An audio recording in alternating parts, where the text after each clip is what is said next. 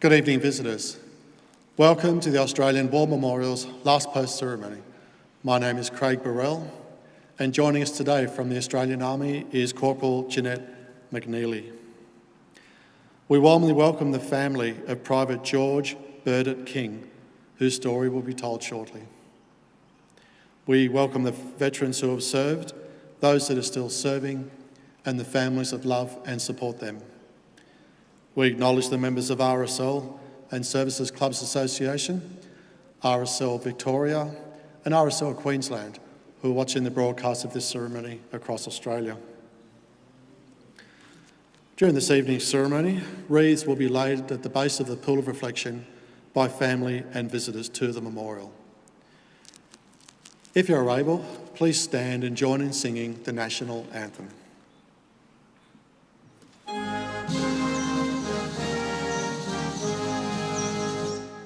Australians, oh, let us rejoice, for we are one and free. We've golden soil and wealth for toil, our home is God by sea. Our land abounds in nature's gifts, all beauty rich and rare. In history's page, let every stage advance Australia fair. In joyful strains then let us sing, advance Australia fair. Please be seated if you can do so.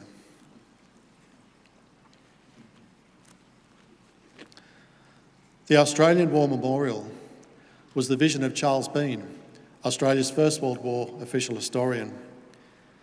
Bean landed with the Australian troops on Gallipoli and stayed with them at the front through to the end of the war.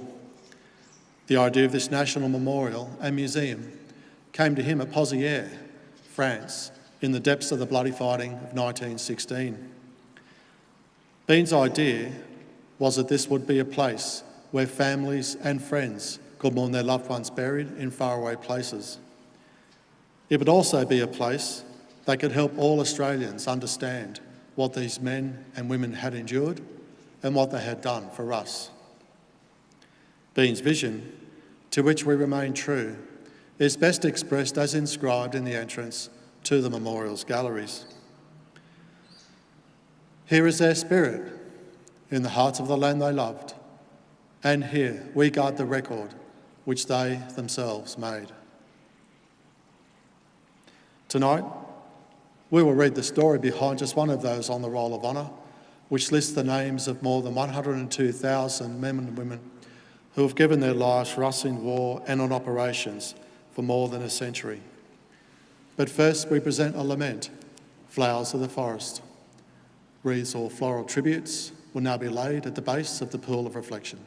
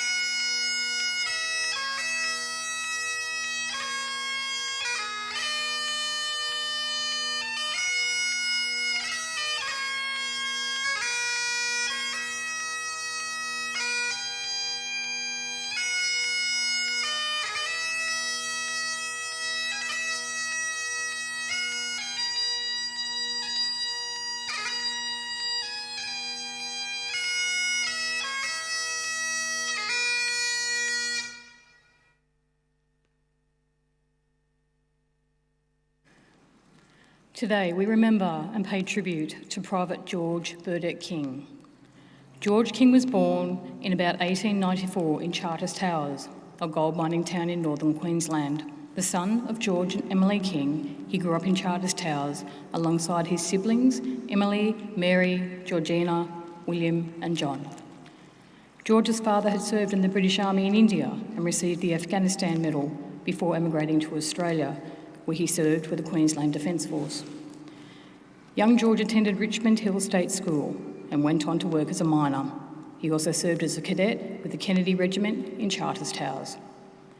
King enlisted in the Australian Imperial Force on the 6th of January 1915. He was allotted to reinforcements to the 9th Battalion and embarked from Brisbane on board the troop ship Siang B in mid-February. King arrived at Gallipoli, joining his battalion in early May. While the 9th Battalion would remain on Gallipoli until the evacuation in December, Private King's time on the peninsula would be shorter. On the 28th of June, he was wounded and taken prisoner by Ottoman Turks before being transported away from Gallipoli, spending time at a variety of prisoner of war camps. King wrote regularly, often stating, "All the boys here are looking well and in the best of health," and noting that he and the other Australian prisoners had been receiving food parcels. In late May 1917, he wrote that he had recently been moved to a new area where other Australian prisoners had arrived from Baghdad and the Suez. A letter sent in early November 1917 contained some troubling news. "I am not too well. I have been in hospital." But his condition seems to have improved, as in July 1918 he reported, "I am quite well and keeping up my spirits." The following month, on the 16th of August 1918, George King died of pneumonia whilst a prisoner of war at Afron Kara Hissar. Another Australian prisoner later reported that George was made to go into hospital on the 2nd of August 1918 against his wishes, suffering from a slight attack of Spanish influenza. His last words to me were, "I'll be out again in a couple of days." George King was 24 years old. His remains were buried in the town's Armenian cemetery alongside two other Australians. Their graves were marked with wooden crosses erected by fellow soldiers. His remains were later buried at Baghdad Northgate War Cemetery, one of the many graves to be brought in from the battlefields and cemeteries where Commonwealth prisoners of war had been buried by the Turks.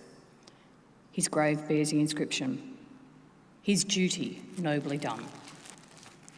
His name is listed on the roll of honour on my right amongst more than 62,000 Australians who died while serving in the First World War.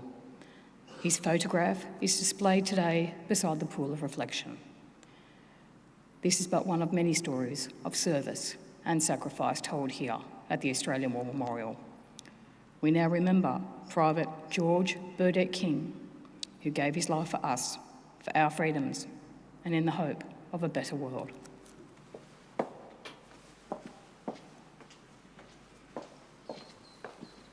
Please stand for the ode and the sounding of the last post.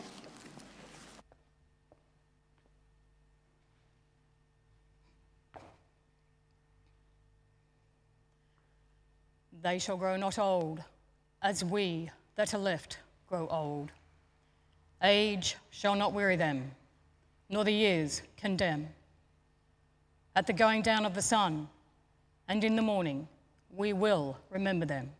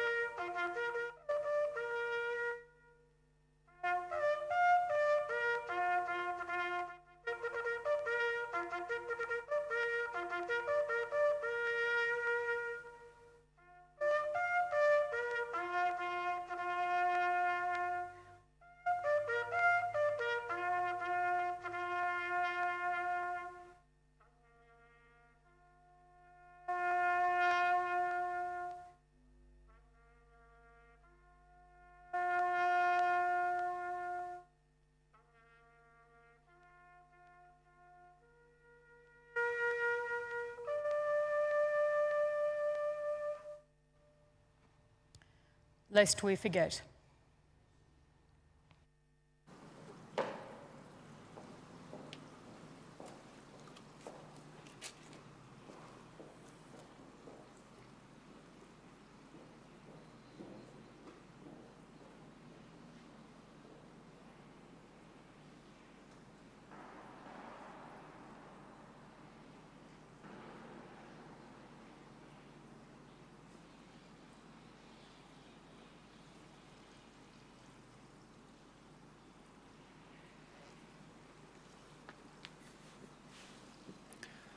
We leave you this evening with the words of the memorial's founder, Charles Bean. Many a man lying out there at Pozieres or in the low scrub of Gallipoli, with his poor, tired senses barely working through the fever of his brain, has thought in his last moments, well, it's over. But in Australia, they will be proud of this. Ladies and gentlemen, girls and boys, that concludes the last post ceremony. We thank you for visiting the Australian War Memorial, and we wish you all a very good evening.